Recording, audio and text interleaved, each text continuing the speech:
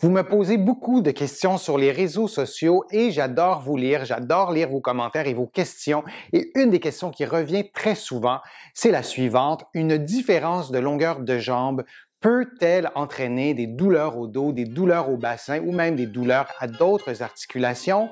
C'est une question pertinente et la réponse mérite vraiment des explications détaillées et je vous les donne dans quelques secondes.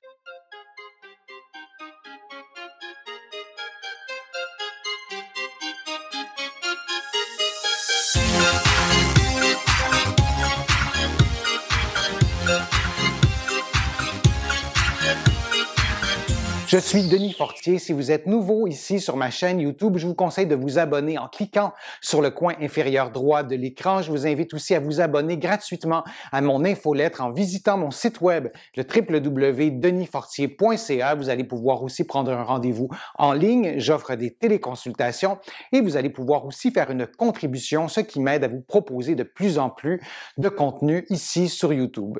Maintenant, avoir une différence de longueur entre les deux jambes, qu'est-ce que ça change?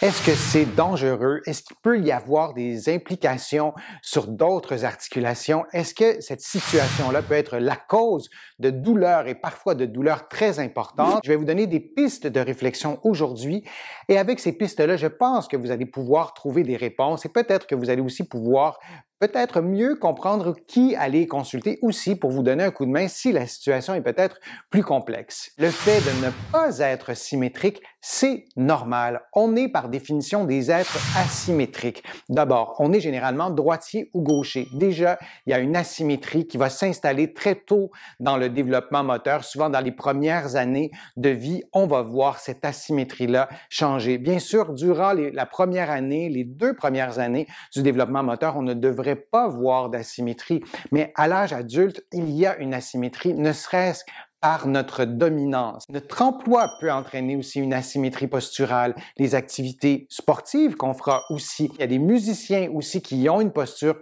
asymétrique en raison de leur instrument. Et il y a plusieurs autres raisons pour lesquelles on peut avoir une asymétrie. Et jusqu'à un certain point, le fait de ne pas être symétrique est normal et le fait d'être parfaitement symétrique, lorsque j'évalue un patient qui est parfaitement symétrique, je m'interroge presque sur la raison de cette symétrie-là apparente et je vais souvent poser d'autres questions durant l'évaluation à mon patient. Une différence de longueur de jambe de moins de 1 cm, en général, c'est complètement négligeable. Si vous avez une différence de 0,5 cm et vous avez des douleurs au cou, peut-être qu'il y a un lien, mais de prendre cette raison-là et de la mettre en premier plan, de mettre ça comme cause numéro 1, je pense qu'il faut vraiment être très, très prudent de ce côté-là. Une différence de longueur de jambe peut entraîner un enjeu. Je vous explique.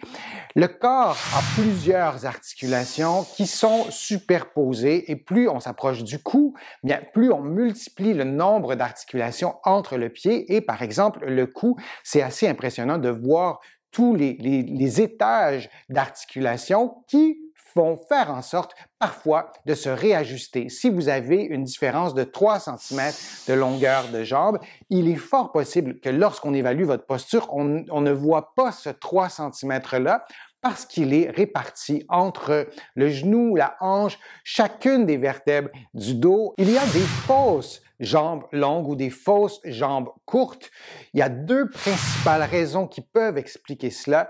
Une position asymétrique du bassin. Si votre bassin est incliné, par exemple, vous avez une crête iliaque, le bassin est plus haut d'un côté en raison du bassin, bien sûr, on va avoir l'impression que vous avez une jambe plus longue ou plus courte que l'autre. Ça, c'est une des premières raisons. L'autre raison, c'est une scoliose, qui est une forme asymétrique de la colonne vertébrale en S ou en C. Et dans bien des cas, une scoliose va entraîner une position asymétrique, une posture asymétrique dans l'ensemble du corps, mais notamment en raison de la colonne vertébrale et aussi le bassin. Et dans ces contextes-là, on peut aussi avoir une impression qu'il y a une jambe plus longue que l'autre. Il y a aussi des personnes qui ont une différence de longueur de jambe et cette différence de longueur de jambe-là a causé une scoliose. Donc, ça peut être aussi une cause ou une conséquence. Mais si on a une différence de longueur de jambe et on oublie d'évaluer correctement la posture, notamment l'alignement de la colonne vertébrale ou du bassin, on passe à côté de clés souvent qui vont nous permettre de régler le problème en corrigeant ou non cette différence de longueur de jambe-là. Qu'on ne voit pas cette différence de 3 cm-là parce qu'elle peut être amortie en quelque sorte par d'autres articulations comme le genou, comme la hanche, chacune des vertèbres du dos et plusieurs autres articulations.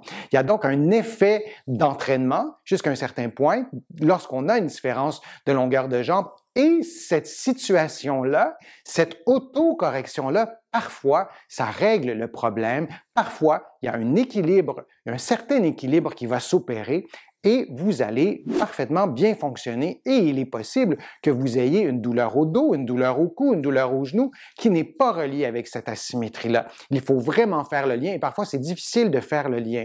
Et s'il n'y a pas de lien et on corrige cette différence de longueur de jambe-là, on risque dans bien des cas de causer un autre problème. Il faut être extrêmement prudent lorsqu'on corrige cette différence de longueur de jambe-là. Des stress aux articulations, des stress asymétriques aux genoux, aux hanches, subis durant toute une vie, oui, on peut avoir de la douleur en raison d'une différence de longueur de jambe. Par exemple, on peut avoir une usure prématurée de certains cartilages aux genoux, aux hanches et à d'autres articulations aussi en raison de ce changement-là d'alignement articulaire qui fera en sorte peut-être d'exercer des pressions à des endroits sur les articulations, à des endroits qui ne sont pas faits pour ça, qui ne sont peut-être moins bien dotés en cartilage et on peut avoir des douleurs qui s'installent et on va, dans ces cas-là, voir vraiment une différence au test d'imagerie médicale entre le côté gauche et le côté droit. Je vous donne quelques trucs pour que vous puissiez vérifier si vous avez une différence de longueur de jambe et cet examen-là, cet auto-examen-là que vous allez faire à la maison, vous devez absolument le faire dans plusieurs positions et idéalement, moi, je vous conseille d'être avec une autre personne qui pourra aussi vous donner son opinion. Le fait d'avoir l'opinion d'une personne qui peut se déplacer pendant que vous adoptez certaines postures pour voir s'il y a une asymétrie ou pas, ça pourrait vous aider. Bien sûr, moi, je vous encourage de faire cet auto-examen-là devant un miroir et si vous avez un doute ou si vous vous rendez compte qu'il y a une différence assez notable de longueur de jambe, c'est une bonne idée de consulter un professionnel de la réadaptation qui fera vraiment un examen approfondi pour vérifier si à cet examen-là, on observe une différence de longueur de jambe. Première étape, vous allez vous placer debout devant un miroir et vous allez vérifier si vos rotules sont à la même hauteur. Alors, en observant votre posture, vos rotules par le miroir, vous allez observer ça. C'est bien important de vous tenir dans une position relativement droite dans votre posture à vous, de ne pas essayer de vous tenir parfaitement droit. Essayez d'adopter votre posture habituelle. Alors, vous allez faire cette observation-là.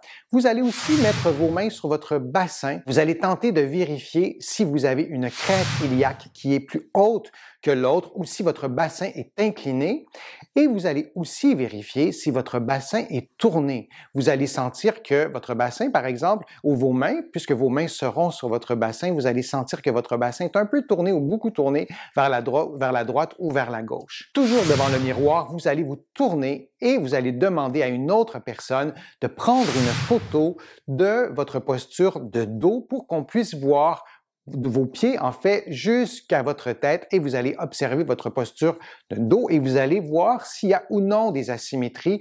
Vous pouvez regarder la hauteur des plis qui sont derrière les genoux. On a tous un pli et en général, ces plis-là sont relativement symétriques. Vous pourrez vérifier cela et vous pourrez vérifier aussi les tendons d'Achille s'ils sont bien symétriques. Vous allez pouvoir vérifier s'il y a un genou qui est plus près de l'autre genou. Si, par exemple, l'alignement entre le fémur et le tibia n'est pas parfait, alors il est possible que cet alignement-là modifié fasse en sorte que votre jambe soit un peu plus courte, bien que votre fémur et votre tibia seraient de la même longueur, mais puisqu'il y aurait une angulation, puisque votre genou s'approcherait de l'autre, eh bien, évidemment, ça a comme effet de réduire un peu, en tout cas, la longueur d'une jambe. Une autre étape de cet auto-examen-là, c'est de vous coucher sur le dos et de vous assurer que votre bassin est bien placé dans une position neutre, que votre bassin ne soit ni incliné et ni tourner et vous devez le vérifier en plaçant vos mains sur votre bassin. Vous placez vos mains sur vos crêtes iliaques, vous allez allonger les jambes et vous allez demander à une autre personne si cette personne-là observe une différence de longueur de jambes. On n'a qu'à se placer de profil vis-à-vis des talons, disons, et on peut observer si on note une différence. Une autre étape de cet auto-examen-là, c'est de rester couché sur le dos, mais de plier vos genoux en approchant les talons des fesses et vous allez voir vous-même, en regardant vos genoux, si vous voyez une différence de longueur entre le genou droit et le genou gauche. Et si c'est le cas, on pourra peut-être penser que votre différence de longueur de jambe, s'il y en a une, provient du fémur. Placé dans cette position-là, ce que vous verrez, c'est surtout vos fémurs, bien sûr, et vous verrez s'il y a un fémur qui est plus haut, plus long que l'autre, et ce que ça vous donnera comme portrait, c'est qu'il y aura un genou qui sera vraiment plus haut que l'autre. C'est parfois très léger, c'est parfois de 1 cm ou 2, ce qui est quand même un peu plus important, ou en tout cas, c'est quelque chose qui se voit très bien à l'œil nu. L'autre étape de cet auto-examen-là se fait exactement dans la même position. Vous allez demander à une autre personne de se placer sur le côté et de vérifier dans un autre angle que l'angle que vous avez utilisé précédemment pour l'autre étape et de vérifier s'il y a une différence de longueur de jambe. Et dans ce cas-là, lorsque la personne vous observera sur le côté de profil, si on peut dire ça comme ça, verra peut-être qu'il y a un genou qui est plus haut que l'autre. Il peut être intéressant de prendre une photo dans cette position-là pour que vous puissiez vous-même le voir. Et j'insiste souvent sur le fait de prendre des photos pour que vous observiez vous-même les résultats. Il y a vraiment une utilité que vous preniez conscience, par exemple, d'une asymétrie et de prendre une photo, ça peut être fort utile. Lorsque vous aurez terminé cet auto-examen-là, vous allez réunir toutes ces informations-là et vous allez voir s'il y a une constance qui se dresse de ce portrait-là, ou plutôt, si vous observez des contradictions dans cet auto-examen-là, moi, je vous conseille vraiment de consulter un professionnel de la réadaptation pour y voir plus clair, pour vraiment bien comprendre la situation et choisir la bonne intervention pour corriger, si nécessaire, cette différence de longueur de jambe-là et surtout pour voir si la différence de longueur de jambe est la source de votre problème. Oui, une différence de longueur de jambe peut causer un problème de bassin, un problème de sacro-iliaque, un problème lombaire, aux articulations aussi inférieures, le genou, la hanche, la cheville, c'est possible, mais vraiment, il faut bien évaluer la situation. Si vous voulez corriger une différence de longueur de jambe, je vous déconseille vraiment très fortement d'utiliser une talonnette. Ça a pour effet, pour conséquence, de modifier l'angle de votre cheville puisque vous n'effectuez une correction qu'au niveau du talon. Or, la correction doit se faire sous l'ensemble du pied. Sinon, comme je vous dis, on a une modification d'angle de la cheville. On vient de créer une autre asymétrie parce que cette modification-là d'angle n'existe pas de l'autre côté. On veut, si on corrige, en tout cas, on veut tendre vers une certaine symétrie et on veut corriger cette longueur-là en surélevant le pied, mais l'ensemble du pied, non pas uniquement le talon. Lorsqu'on corrige une différence de longueur de membre inférieur en surélevant l'ensemble du pied, on le fait toujours graduellement, même s'il y a des douleurs, même si votre différence de longueur de jambe, dans votre cas, est une des causes d'un problème musculo-squelettique, est une des causes de la douleur. Parfois, on aurait envie de corriger rapidement. Moi, je vous conseille de corriger graduellement. Vraiment, je ne dirais peut-être pas millimètre par millimètre, mais on ne va pas corriger 2 cm tout d'un coup, comme ça, du jour au lendemain. Ça peut vraiment créer d'autres problèmes et ensuite, on devient un peu mêlé, on ne sait plus qu'est-ce qui cause quoi, d'où vient la douleur. Il y a parfois d'autres douleurs qui s'ajoutent. Allez-y graduellement et consultez vraiment des experts qui ont une compétence en réadaptation et qui ont une compétence aussi dans la santé du pied. Les titres professionnels changent aussi d'un endroit à l'autre dans la francophonie, mais vraiment allez consulter des gens qui ont des compétences spécifiques dans ce type d'intervention-là. J'espère que ma vidéo vous a plu, que les informations étaient claires, précises. Si c'est le cas, je vous invite à cliquer j'aime, à partager ma vidéo sur les réseaux sociaux. Vous le savez, ça me donne plus de visibilité, ça m'aide à produire de nouveaux contenus. Je vous invite aussi à visiter mon site web, le www.denisfortier.ca. Vous allez trouver beaucoup d'informations.